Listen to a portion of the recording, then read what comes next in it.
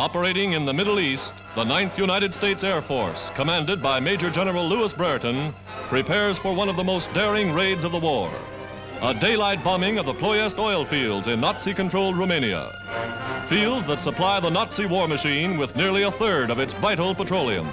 Now, from bases in North Africa, 1,200 miles away, American bombers are ready to strike.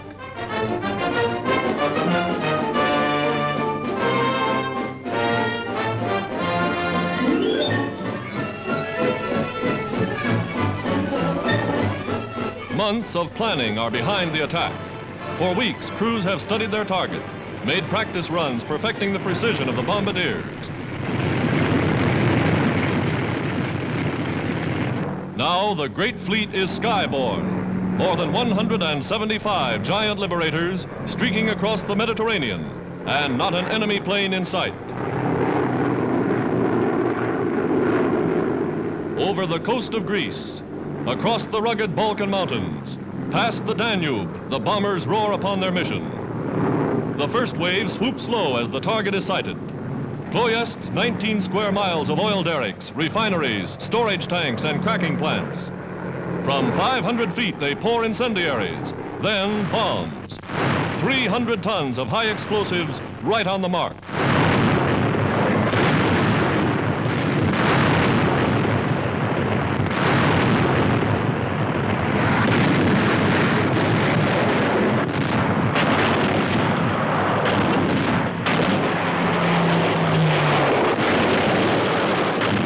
Braving one of the most heavily fortified areas in all Europe, the bombers fight their way home, knocking out 51 enemy planes.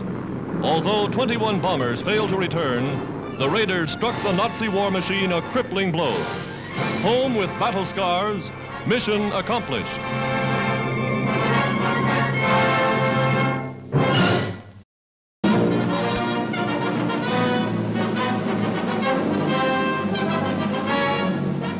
To the historic citadel of Quebec comes Britain's fighting leader, Prime Minister Churchill, for important military conferences with United Nations leaders. Welcomed by Mackenzie King, Dominion Prime Minister, Mr. Churchill brings his wife and daughter Mary, a subaltern in Britain's Auxiliary Territorial Service.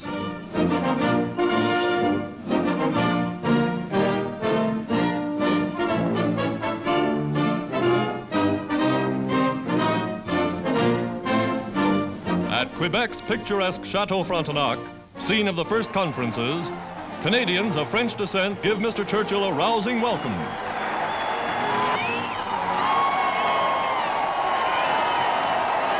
Today, his V for victory is more than a gesture of defiance. It is a symbol of achievement. Mrs. Churchill is popular here too. Her untiring efforts in behalf of Britain's war-torn families have endeared her to the people.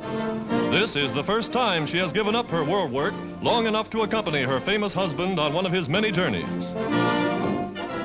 While Mrs. Churchill rested in Quebec, the Prime Minister visited President Roosevelt in the United States. Now, Mr. Churchill and his official party await the arrival of Mr. Roosevelt in Canada. Here, with other United Nations leaders, new drives are being mapped to bring the Axis to the terms of Casablanca, unconditional surrender.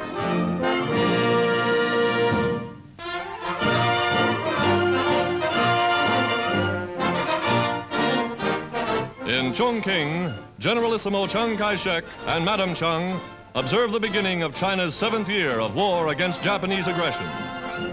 On behalf of President Roosevelt, General Stillwell presents the Generalissimo with the Legion of Merit, America's highest decoration to a foreign military leader.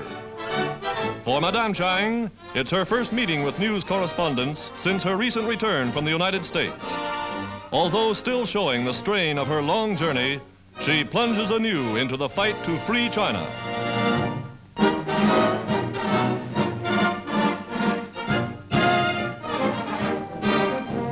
At one of the famous Henry Kaiser shipyards, the Brockmiller family have established an amazing record in the annals of shipbuilding. Headed by the father, every one of the family's 15 adults, including the girls, is helping build America's Liberty ships. On payday, each member of the family invests part of his wages in government war bonds. Father Brockmiller brought his big family of children and grandchildren here to work nearly a year ago, and they've certainly made good on the job. Mother's role is in the kitchen.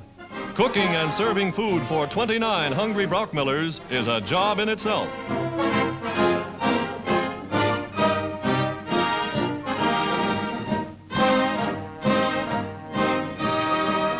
The Brockmillers, a family of patriots, workers on the home front, all helping to win the war.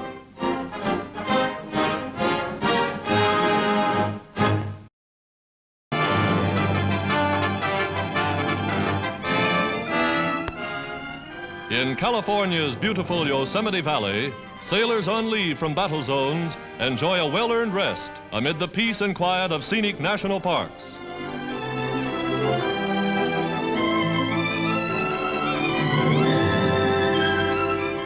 In surroundings like this famous resort, men respond more quickly to treatment, recuperate more rapidly from the shock and wounds of war.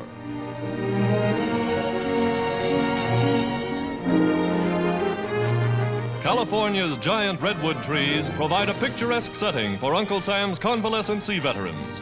Although they're enjoying the vacation, they're all eager to get back in the fight.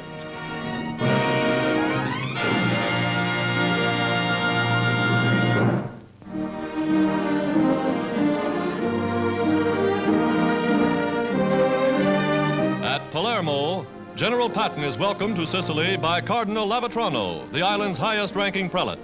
The church greeting the American army. The Cardinal says his people will cooperate fully, for the Americans, in the name of the United Nations, at last bring peace to Sicily. Meanwhile, United States engineers push ahead, spanning mountains with brand new roads to speed the Allied advance upon Messina.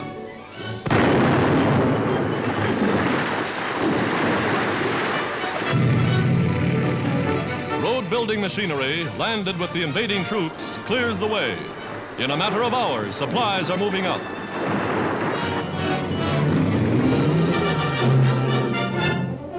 Bridges blasted by retreating Axis forces are quickly repaired.